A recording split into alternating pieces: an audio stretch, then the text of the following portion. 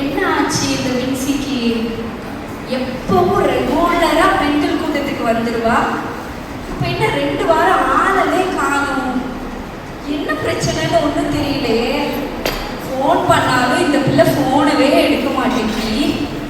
நல்ல ஆக்டிவாக இருப்பா. என்ன ஆச்சு அவளுக்கு? சரி, என்னன்னு கொஞ்சம் போய் நம்மளும் கேட்டு விசாரிச்சு வந்துடலாம். இப்படியே பெண்கள் கூட்டத்துக்கு வராத பெண்கள் எல்லாம் கவனிக்காம விட்டுட்டா அப்புறம் ஜெபிக்கிறதுக்கு யாருமே இருக்க மாட்டாங்கல்ல. சரி, நம்ம முதல்ல அவளை போய் பார்த்தே ஆகணும். வின்சி அக்கா, என்ன ஆச்சு? எப்படி இருக்க வின்சி? நல்லா இருக்கியா? நல்லா இருக்கேங்களாக்கா? என்ன வாய்ஸ் ஒரு மாதிரி தலை நடுங்குது? என்ன ஆச்சு? யார் 2 வாரம் பெண்கள் கூட்டத்துக்கு வரவே இல்லை நீ? ஏதோ இருக்கேங்க்கா, அவ்வளோதான். என்ன ரொம்ப ஃபீல் பண்ற?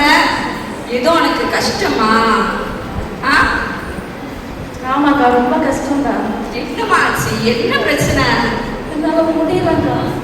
ஏன்டா முடியலங்கிறதுக்காக பெண்கள் கூட்டத்துக்கு வராம இருக்கலாமா? ரொம்ப கஷ்டம்க்கா. வேலைக்கு போன வர வரைக்கும் தலையில் அப்படி தூக்கி வச்சு நான் அப்படி நல்லா வேலை பார்க்குறேன்னு சொன்னாங்க. ஆனால் இப்போ இந்த வாரத்தில் நான் பண்ணாத தப்ப நான் பண்ணேன்னு சொல்லி என் மேலே எல்லாரும் பழி சுமத்திட்டாங்க.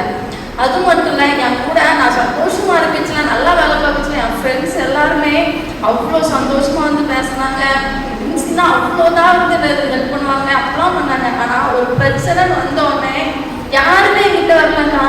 என்ன பேச கூட ஒருத்தர் கூட என்கிட்ட வரவே இல்லைக்கா. ரொம்ப அது கஷ்டமாக இருக்குது. பிரச்சனை தான் ஒரு பக்கம்னா, நம்ம கூட சுற்றி இருக்கிற ஃப்ரெண்ட்ஸ், என் சொந்த பந்தம் முதற்கொண்டு வேண்டாம்னு ஒதுக்குற அளவுக்கு ஆயிருக்கா. ஏன்டா எதுக்கு கவலைப்படாத. ரொம்ப முடியலக்கா வேலை இப்படி. ஆனால் உண்மைக்கும் ஒரு பொண்ணா வேலைக்கு போனால் நம்மளை விசாரிக்க யாருமே இருக்க மாட்டாங்கிறது உண்மைதான்க்கா. வீட்டுக்கு வந்தோம் அப்படின்னா பிள்ளைங்க கொடுத்து நிறைய கஷ்டம். ஹஸ்பண்ட் கூட என்ன யார் இப்படி இருக்குன்னு கூட கேட்க மாட்டாங்கக்கா. நம்ம பாட்டு நம்ம வேலையை பார்க்கணும், ஆஃபீஸ் கிளம்பி போகணும், இதுதான் நடக்க தவிர எந்த ஒரு சொந்தமா அம்மா அப்பாவாக இருக்கட்டும் சரி, ஹஸ்பண்டாக இருக்கட்டும் சரி, யாருமே நம்மளை விசாரிக்க ஆளே இல்லைக்கா. இதான் உண்மைக்கும் வேலைக்கு போகிற பெண்களுக்கு நிறைய பிரச்சனைகள். ரொம்ப டிப்ரெஷனாக இருக்க வின்சி. ஏன் இப்படி உடஞ்சி போயிருக்க?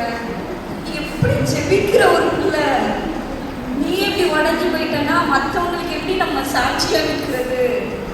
அல்லாத வின்சி, நீ அழுகிறத பார்க்க எனக்கு கஷ்டமா இருக்கு. முடியலக்கா. நம்ம வேலைக்கு போயே ஆகணுங்கிற கட்டாயம். ஏன்னா ஒரு பக்கம் கடன் பிரச்சனை, லோன் வாங்கிட்டு அதை கட்டி ஆகணுங்கிறதுனால நம்ம கட்டாயத்துக்கு வரல வேலைக்கு போகிறோம். அங்கேயும் பிரச்சனை எதுக்காக பண்ண சொல்லுங்க. அதனால தான் சர்ச்சுக்கு வர முடியாத ஒரு சூழ்நிலை. நானே முடியாமல் இருக்கிறேன். இந்த உலகத்தில் நீ மட்டும் இல்லை வின்சி, ஒவ்வொரு வீட்டில் போய் நீங்கள் நல்லா இருக்கீங்களா அப்படி கேட்டால் சிரிச்சுட்டே சொல்லுவாங்க, நான் ரொம்ப நல்லா இருக்கேன்.